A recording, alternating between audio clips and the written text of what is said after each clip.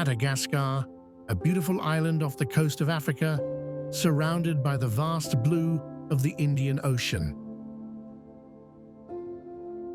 It's a place of striking contrasts, from misty highlands to sunlit beaches and ancient forests, alive with unique creatures found nowhere else. But the true heart of Madagascar isn't just its nature. It's its people. The Malagasy have created a culture shaped by ancestry. Their traditions, music, and beliefs reflect a harmony between land and spirit. This is Madagascar, a world apart, where life moves to its own timeless rhythm. High above Madagascar's lowland forests, mist drifts across terraced hills. The red earth glows beneath the sun. Here rise the stone villages of the Merina people, guardians of the island's central highlands. In the heart of the plateau, life has long followed the rhythm of altitude and ancestry. The Merina shaped their world upon these rolling heights. They carved rice terraces into slopes and raised royal tombs upon sacred hills. Their story began in the ancient migrations that carried Austronesian voyagers across the Indian Ocean. These voyages mingled with African settlers to create a lineage both oceanic and continental in spirit. Through centuries, the Merina built one of Africa's most remarkable kingdoms. It was a civilization defined by order, diplomacy, and resilience. From the fortified capital of Antankarana, their monarchs united scattered chiefdoms under a single crown. Stone palaces rose above the clouds. A new sense of identity was forged through shared land, language, and ritual. Yet power came with peril. Rival clans and foreign interests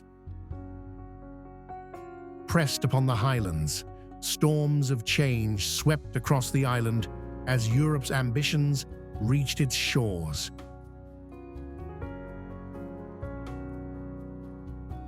The Merina faced conquest not with surrender, but with strategy and memory.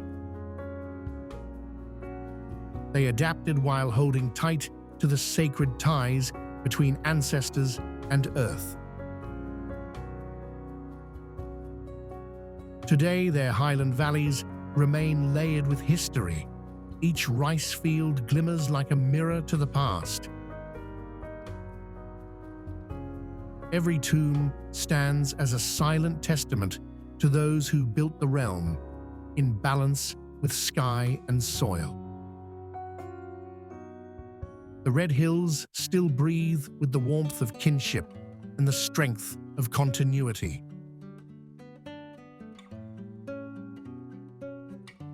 Among these heights, the air carries the scent of rain and the voices of the departed. The Merina endure, a people shaped by mountain light, by legacy, and by the unbroken bond between their ancestors and the land they call home.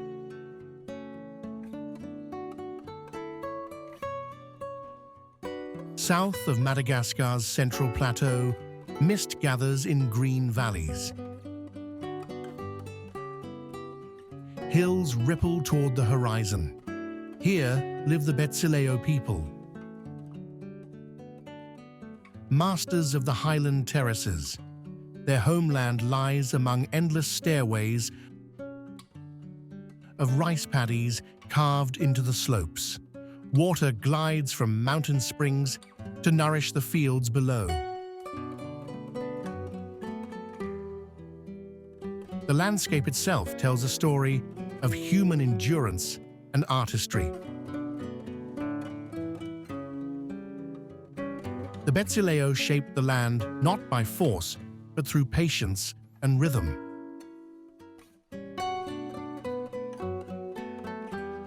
They turned steep terrain into living sculpture, a harmony between people and the earth. Their ancestors, much like those of the Merina to the north, descend from early Austronesian navigators. These voyagers crossed the vast Indian Ocean centuries ago. They merged with African settlers to form a culture born of two worlds. Over time, the Betsileo became known for unity, precision, and quiet strength. They built kingdoms rooted in kinship, guided by elders and ancestral spirits who watched over the land. Each generation deepened the craft of cultivation. They engineered complex irrigation systems that shimmer under the highland sun. Their name, meaning the invincible ones, speaks to their resilience. They survived droughts, conflicts, and colonization while preserving language, customs, and reverence for ancestors. Today, the highlands of the Betsileo remain a living testament to balance between nature and memory, work and faith. Every step upon the terraces feels like a step through time. The past lingers in the reflection of the paddies and the rhythm of the harvest. In these high valleys, land and lineage intertwine. The Betsileo continue to shape beauty from hardship. A civilization built on patience, precision, and the unyielding strength of the earth itself.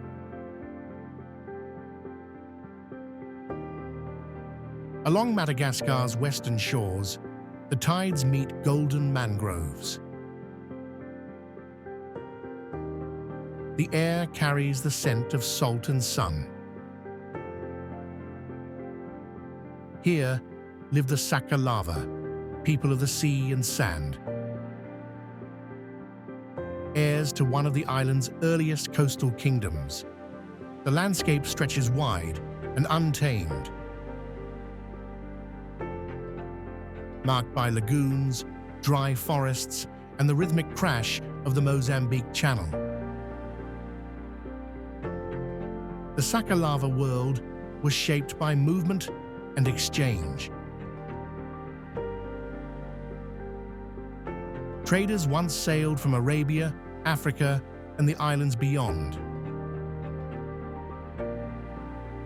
Their ancestors turned these windswept coasts into a realm of power that thrived on the pulse of the ocean. In the centuries before foreign rule, the Sakalava kingdom rose as a maritime empire. It united the western shores under a line of sacred monarchs. Their rule was not forged by conquest alone, but by spiritual authority. It was rooted in deep reverence for the ancestors and the invisible world. Royal tombs lined the coast, carved with symbols of sea creatures and birds. They stood as guardians of souls that never drift far from the living. The Sakalava believed that the ocean was not a boundary, but a bridge between worlds. It carried the voices of both memory and destiny. Today, the western horizon still reflects their legacy. Fishing boats drift like silhouettes against the setting sun.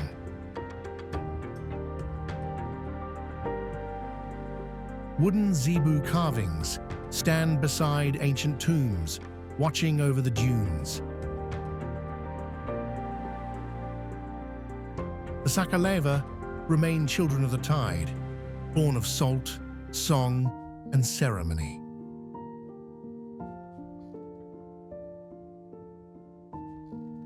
At the farthest reaches of Madagascar, the red earth hardens beneath an unrelenting sun.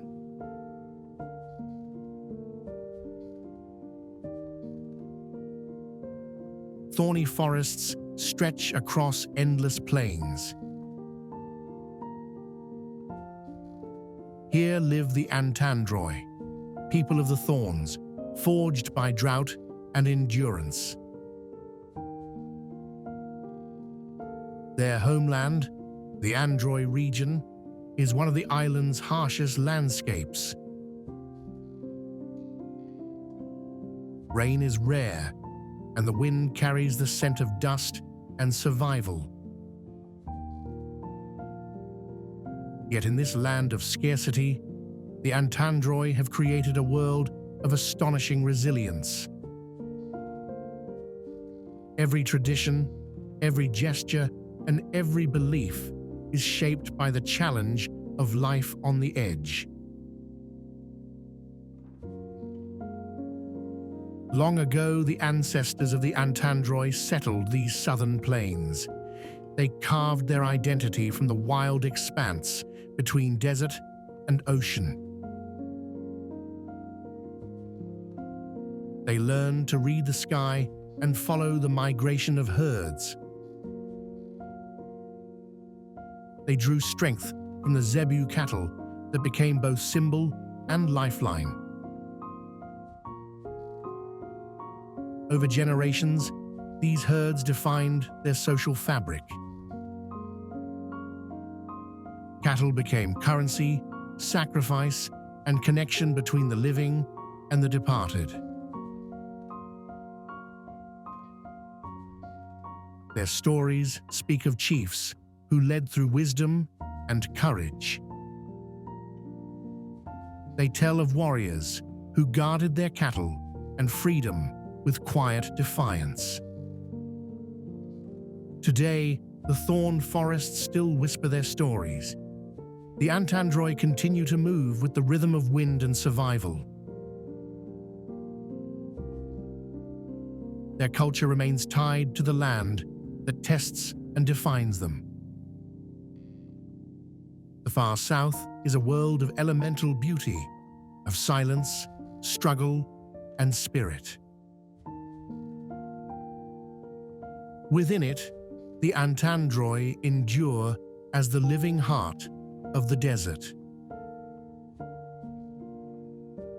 They remain bound to their ancestors, their cattle, and the unyielding earth that has shaped their soul.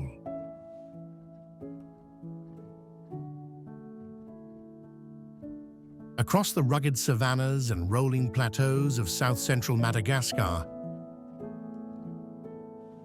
golden grasses sway beneath a vast blue sky.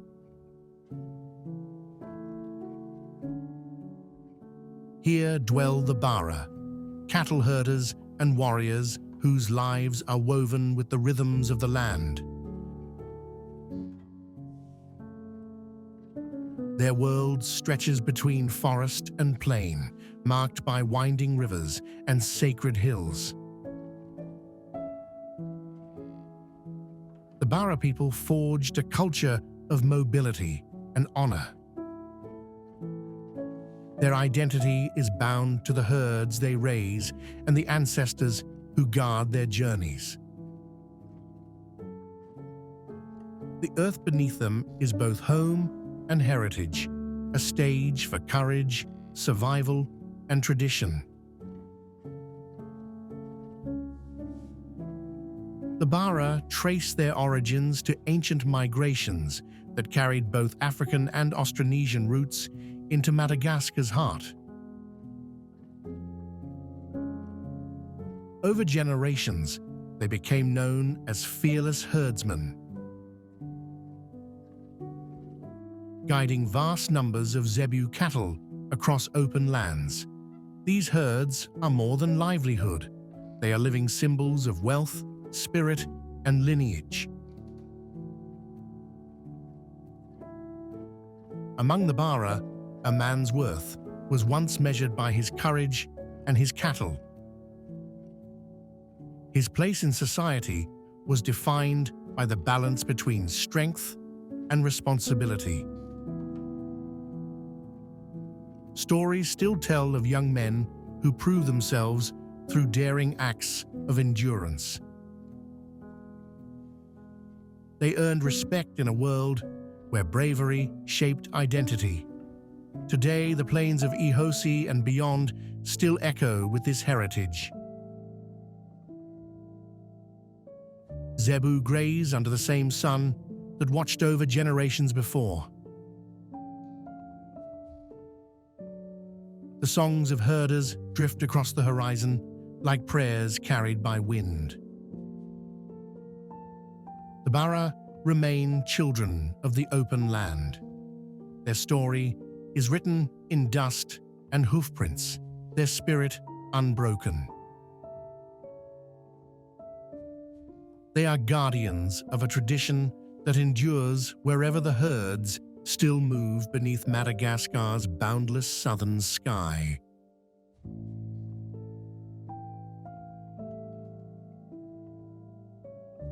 Along Madagascar's wild southeast coast, rivers pour into the Indian Ocean. The forests shimmer with salt and mist. Here live the Antemoro, a people whose history flows like the tides that shape their shores. Their homeland stretches between river mouths and mangrove swamps, a world of motion and renewal. In this land, the Antemoro carved out one of Madagascar's earliest centers of learning and spiritual knowledge. They blended local belief with traces of distant origins carried by travelers who crossed the sea. Centuries ago, the ancestors of the Antemoro arrived along this coastline. They brought with them traditions of writing, astronomy, and sacred lore. They inscribed their wisdom upon bark paper known as sorabi. These writings preserved histories, genealogies, and prayers in an ancient Arabic script.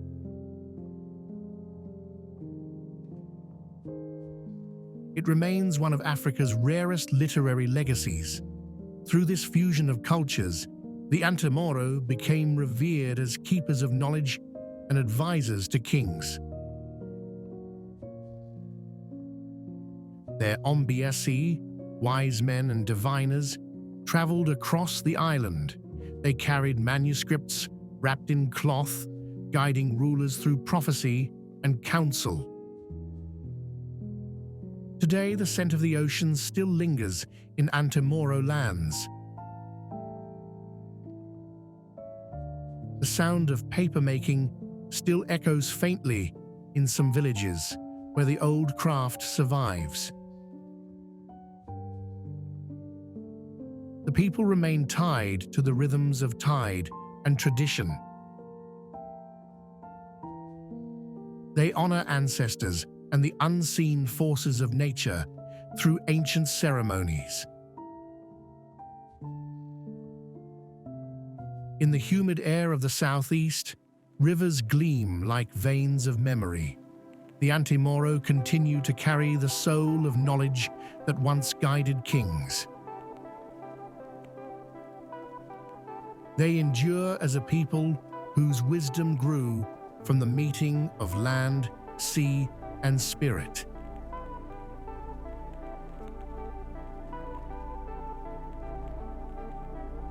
In the lush and rugged lands of southeast Madagascar, mountains descend into fertile valleys. Beyond the horizon, the sea hums softly. Here dwell the Antanosy, people of the island's green edge. Their homeland, the Antanosy region, lies where rainforest meets ocean. It is a realm of misty hills, clear rivers, and deep ancestral roots. Here, nature commands reverence, and history runs through every grove and stone. The Antanosy have long lived in harmony with this landscape. They shaped a culture that thrives between mountain spirit and maritime world. Centuries ago, the Antanosy were among the first to encounter foreign traders and travelers drawn to their coasts. Arab merchants and later Europeans arrived seeking ivory, wood, and fortune. The Antanosy shores became gateways to exchange and to conflict. The Antanosy navigated these encounters with resilience. They forged alliances when needed and retreated into the forests when threatened. Their identity grew from this balance between openness and protection, between the sea that connected them and the land that sustained them. Today, the Antanosy landscape still bears the quiet strength of their legacy. Rice terraces curve along the valleys, canoes glide across estuaries, sacred groves whisper with the voices of the past. The Antanosy remain a people shaped by transition, by the meeting of forest and ocean, isolation and connection, endurance and renewal. In their homeland, where rain meets surf and memory meets stone, they continue to live with the same grace as the land itself. Resilient, rooted, and forever bound to the spirit of Madagascar's southeastern shores.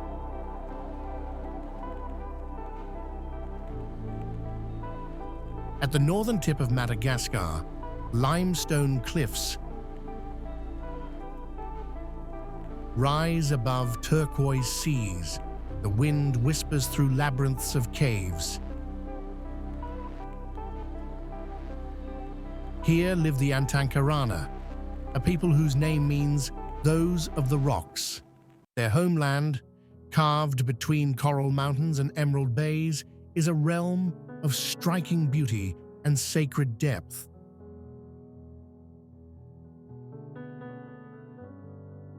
The land itself feels alive, filled with spirits that dwell in stone, sea, and forest. The Antankarana have long seen these elements not as barriers, but as protectors. They are guardians of a heritage that has endured across centuries of migration, refuge, and faith.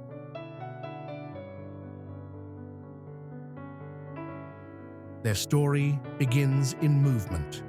Generations ago, the Antankarana emerged from the great Sakalava kingdoms. They retreated northward to escape conflict and seek freedom among the limestone plateaus.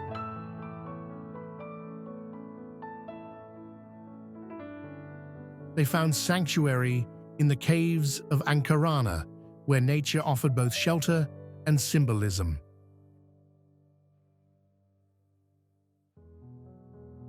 Within these caverns, stalactites hung like frozen prayers. Underground rivers became veins of life.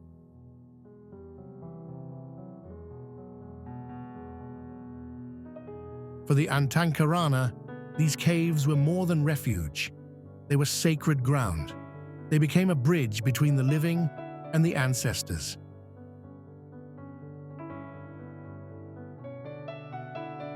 Today, the Antankarana region still echoes with this ancient spirit. Karst towers rise like cathedrals above the plains. The sacred caves remain places of reverence and ceremony. The Antankarana continue to honor their ancestors through song, dance, and royal traditions.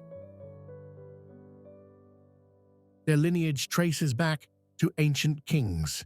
Their land stands as both memory and monument, a place where history sleeps beneath stone. The future is shaped by the strength of those who endured. In the far north of Madagascar, the Antankarana remain children of the rock. Across the vast plateaus and forested valleys of north-central Madagascar live the Tsimihety. Their name means those who do not cut their hair, a symbol of enduring independence and defiance of imposed rule. Their homeland lies between the highlands and the northern hills. It is a region of fertile plains, misty mountains, and quiet rivers that have long sustained their self-sufficient way of life. The Tsimihety emerged from a landscape that rewards adaptability. Here, survival has always meant listening to the rhythm of the land and the wisdom of ancestors. Their story begins with rebellion.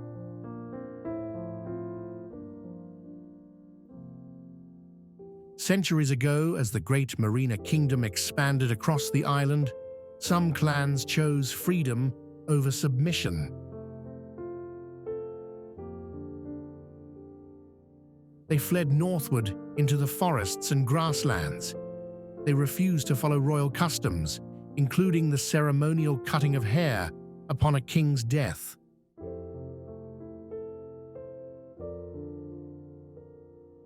That simple yet powerful act of resistance gave them their name. From this gesture grew an entire identity rooted in autonomy, equality, and collective decision-making. The Tsimihety formed no centralized kingdom. Instead, they built a society guided by kinship and respect,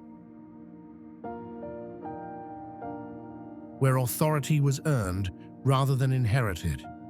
Even today, the Tsimihety landscape feels defined by this spirit of quiet strength.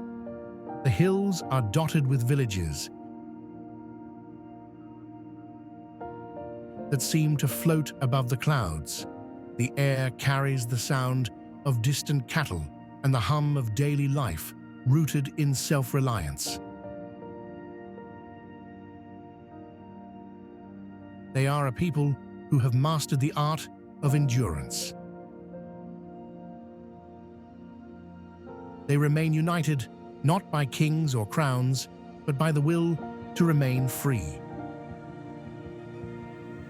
In the heart of Madagascar's north, the Tsimihety endure as living proof that true power lies not in conquest, but in the calm persistence of independence.